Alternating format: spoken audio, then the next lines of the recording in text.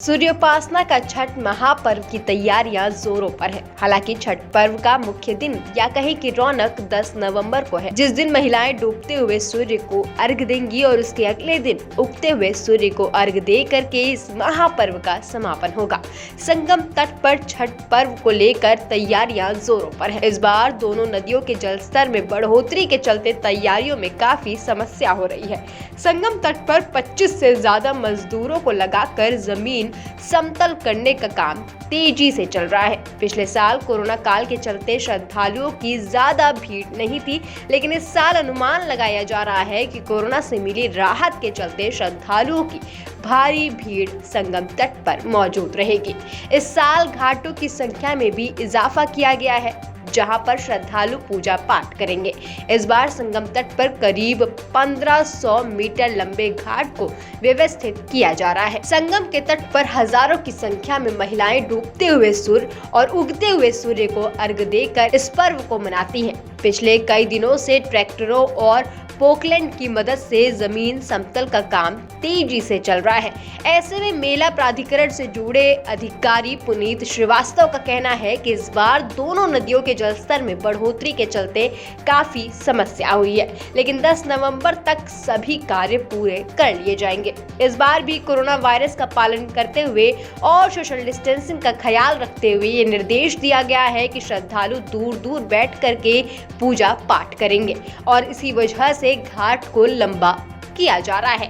छठ पर्व में महिलाएं पुत्र और पति की लंबी आयु के लिए व्रत रखती हैं और सूर्य को अर्घ देती हैं। हालांकि छठ पर्व की शुरुआत आज से हो गई है। 4 दिन तक चलने वाले ये त्योहार का आज पहला दिन नहाए खाए से शुरू होता है, जिसको लेकर संगम स्थित तट पर विशेष तौर पर साफ सफाई की जा रही है। कहता है कि दोबारा छठ की अकॉर्डिंग जो घाट बनने थे वो घाट तो बन चुके थे, जैसा कि सभी लोग जान रहे हैं, आप लोगों ने भी देखा था। और पानी दोबारा जो बाढ़ आ गई है उसके कारण जो दिक्कत आई है, दलदली और कीचड़ ज़मीन जो हो गई है, उसको मेंटेन कराने की हम लोगों ने युद्ध स्तर पर तैयारी की। और जैसा कि आप देख रहे हैं कि संगम तक हम लोग पहुँच गए हैं कंप्लीट करके। जहाँ बहुत ज़्यादा दलदल है, जो सूखना है, मतलब जहाँ रिस्क है वहाँ हम नहीं कर पा रहे हैं, और बाकी हम अपने संसाधन और वो लगा करके और ये घाट पूरा मेंटेन करते चले जा रहे हैं। और पर्याप्त है, चूँकि कोविड भी अब की कभी कम लग रहा है, तो लोगों का आने का अनुमान भी है।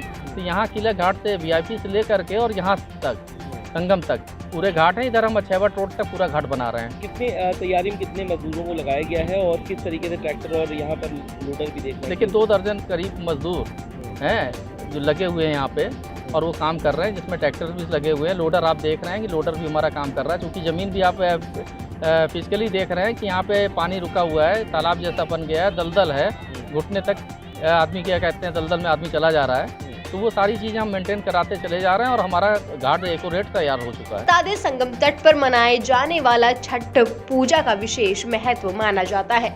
माना जाता है कि जो महिलाएं संगम क्षेत्र में पूजा पाठ करती हैं, उनकी हर मनोकामनाएं पूरी होती हैं। इसीलिए भारी संख्या में महिलाएं संगम तट आकर छठ पर्व को मनाती हैं। पूर्वांचल का सबसे बड़ा त्योहार छठ पूजा को लेकर के प्रयागराज में भी तैयारियां कई दिन पहले से ही शुरू हो जाती हैं और किसी भी श्रद्धालुओं को कोई समस्या ना हो, इसके लिए 4 दिनों तक सुरक्षा से लेकर के व्यवस्था तक का खासा ख्याल रखा जाता है। प्रयागराज से माय भारत के लिए सैयद आके ब्रजा की रिपोर्ट।